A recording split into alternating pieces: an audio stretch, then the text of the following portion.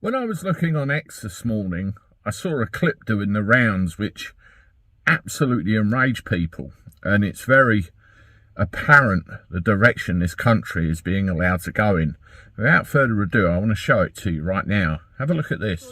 Policy है कि support करने आसा UN जरी resolutions हैं ता असी obviously अपनी तरफों पाकिस्तानी हुकूमत इंडियन हुकूमत की आक्सां के उनकी इन चीज़ों पर influence करना पैसी ता कोशिश करनी पैसी कि वो resolutions fulfill होवन. Obviously British government उठा हुकूमत नहीं चलाई सकनी सिर्फ अपना इस्तेमाल अपना influence करी सकनी है ता अपनी तरफों कोशिश करी सकनी है कि उनकी encourage करा कि इस मसले की हल करा ता मैं भी obviously जिस तरह already करनी रही हैं अपने आप की एक कश्मीर नी पोती. Now this is two British politicians that are discussing things and, you know, going about things in such a way which doesn't really come across as conducive to the welfare of this country that we're all in.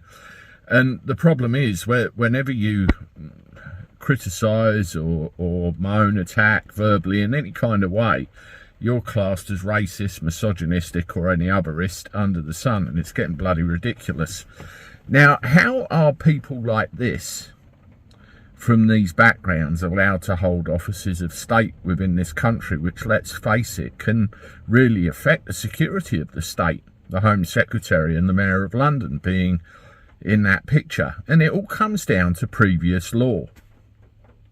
Now, under the Act of Settlement 1700, there is a line in there that clearly states that anybody not born of English parents, as in plural, cannot hold an office of state. That is Member of Parliament, Member of the House of Lords, Privy Council, Mayor, Councillor, Police Constable, anything of that nature. Just no, not. What we then had in 1948 and revised in 1981 is something called the British Nationality Act. Now, what the British Nationality Act did was force that British identity onto us.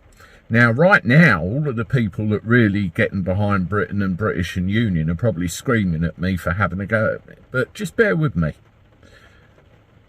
The British Nationality Act 1948.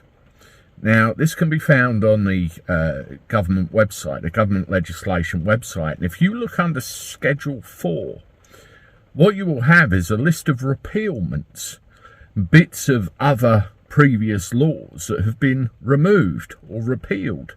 Now, the place that those repealments are put into are wrong. They need to be at the front of the Act because it's, you know, some pretty massive changes to previous legislation. But let's park that for a second. The fact is, the Act of Settlement, that whole paragraph that says people not born of English parents can't hold an office of state has been repealed.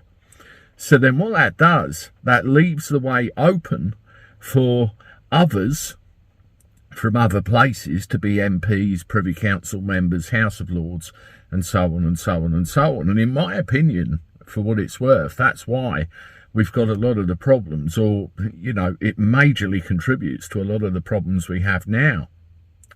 Let's have a look at Restore Britain. As you know, I'm a member of Restore Britain, and what Rupert Lowe is trying to do with this platform is encourage a system of direct democracy where its members can log on, suggest policy, which, if they get enough votes, will then go forward to the House of Parliament to be discussed, the House of Commons. I discovered you can actually put forward policy recommendations yourself. So I put this forward.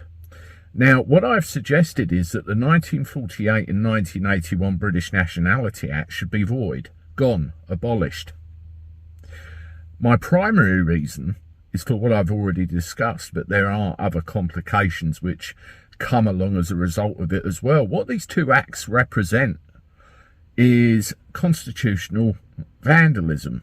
They just need gone. They just completely and utterly usurp everything that was put in place to prevent any damage to the state.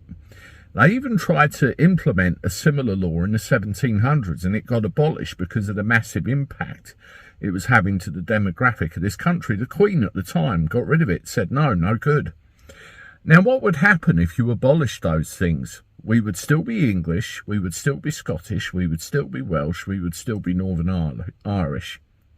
We would still have our union because the Acts of Union would still be in place. Yet, by getting rid of the British Nationality Act, or at the very least repealing those repeals, you reset or put back in place that section, that vital section of the Act of Settlement 1700, which is there to protect us all from exactly what's happening to this country now. And not only that, it would have an effect on criminals, people here that shouldn't be, so many things.